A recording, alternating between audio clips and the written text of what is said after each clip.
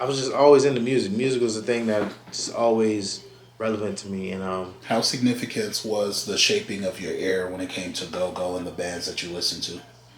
Yo, I was all about rhythms. I was all about like vocals, chords, creativity. You know what I'm saying? Northeast Groovers and Backyard Band was just like always neck and neck for me, yo.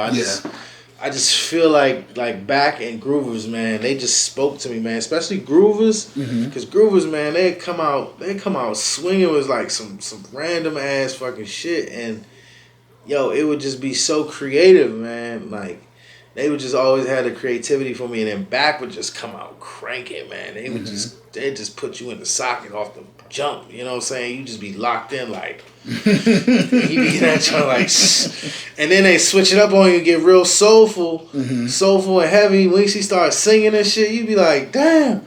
Next thing you know, they be like, this is Heartbreak Hotel. You just be in that joint like, I just remember being in there with my cousins and my good friends. A lot of my close friends would be in that joint just partying. Next thing you know, you just hear Wincy's voice, and then next thing you know, you just dancing. We'd be in that joint beating our feet and shit. Fucking getting it in, man. You know what I'm saying? It was, GoGo like definitely like set the tone for like a lot of like creativity for me. You know what I'm saying? Especially percussion wise, like even in like the way that I make music now. You know what I'm saying? Like I hear different rhythms with the drums and percussion. Yeah, and I think that stems from like just how intrigued I was from it from the go-go shit. You know what I'm saying? So. Okay, so on your way back to DC, you know, let's reference Patti Boom. What was it? Patti Boom Booms? Oh, Patti Boom Booms? Yeah. The reggae club? Yeah. You loved it. Patti Boom Booms was dope. Yeah. Patti Boom Booms was a shit. Like that spot. I used to, when I came back to DC, I was actually bartending a little bit too. So like I used to bartend at the spot across the street from it, and I always used to try to like get off early and sneak over to Patti Boom Booms and just, like, go party. Yo. Patti Boom Booms was the spot, man. If you was into like dance hall, reggae dance hall, soca, like if you wasn't hitting Patti Boom Booms on U Street, like on the weekends, like Fridays and Saturdays, I don't know what to tell you. You was missing out on some good cultural experiences with that joint. And the food references was always there. Oh yeah, they had the patties downstairs and shit. You know what I'm saying? Yeah. Like, you know, you can get you a patty, then go upstairs and party. What? Yeah. Man. Yeah. You can't beat that. Or party, then go get a patty. What? You can't beat it, yo. Yeah. Nah. So let's talk about the house culture party in DC at that time when you came back, because that's when the house culture party became more relevant. Like house music in general, or just like just house parties in general. Oh, house parties. House parties in general. House parties. Because we'll touch on the house later. I feel like house parties were popping probably before I even got back. But you know, like I just noticed like how them shits was really fucking making noise. Yeah. Like YaYaBey, very significant to the community, especially with the house parties. She came to me with an idea like, yo, like, I want to start this party, this house party series where it's like dancing, but like poetry, performances, and you know, that was the Sanaa project. Yo, and when I tell you, like, when she kicked it off, it was a straight up house party, but them house parties was like, not your typical house party, because you had motherfuckers in there cooking.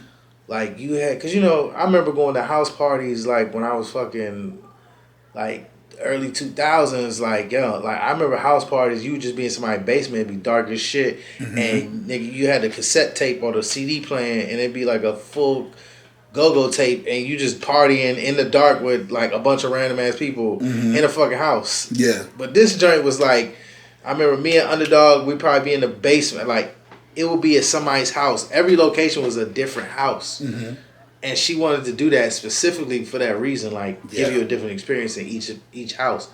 And the people that opened up their house, they were with the shit. So, like, I remember one time we were over in Northeast, over there by me, like, off of South Dakota. And Yo, they had me and Underdog were in the basement. They had the live performances upstairs. Mm-hmm. They had somebody in the kitchen cooking. Yeah. But then in the back, they had a bonfire going. And they were doing like some freestyle, like poetry type shit. Mm-hmm. But when I tell you the house was fucking packed, Mm-hmm. packed. I mean, shoulder to shoulder. Yeah. I remember one time we did it at the house I was living at. I was living at a house called the Muse House at the time, and it was like a creative house. It's a house.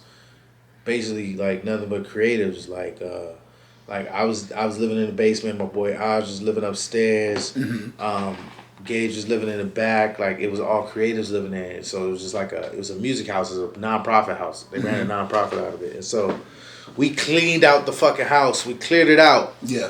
Dog, I even cleared out the fucking garage. We cleared out the garage and turned the garage. We ran a speaker from the house to the garage. Mm-hmm. Turned the garage into a dance floor. Turned my basement, dog. I took my whole basement, cleared it out, put all my shit in my room, cleared that out, ran the speaker down there, Mm-hmm. and then like turned that into a dance floor. And then, dog, we still had that shit packed. Mm-hmm. I was DJing upstairs, and like we had the upstairs packed, downstairs packed. It got so crazy in DC. Every time we did a Sanaa party, it got packed out. Mm-hmm. And then she started doing it in New York. She started doing it in Philly. Yeah. She would do a house party in Philly, a house party in New York, a house party in Atlanta. Mm-hmm. And then it got to the point, it got so big to where she actually did a festival. Mm-hmm. And like some of the people that were on the festival,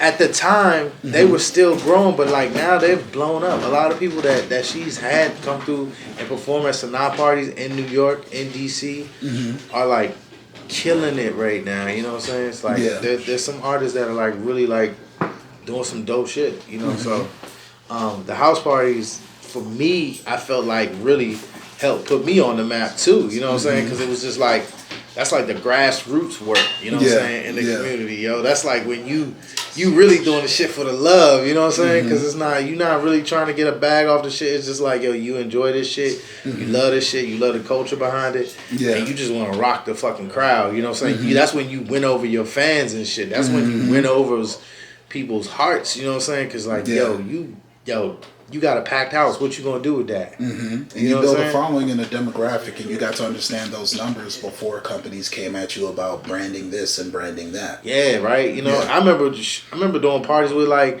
we did a house. Me and Underdog did a house party with Selecta and Main Squeeze one time. That shit went off. That shit was Word to crazy. Selecta. It was over in Edgewood. Word to Main Squeeze. It was over in Edgewood. I remember that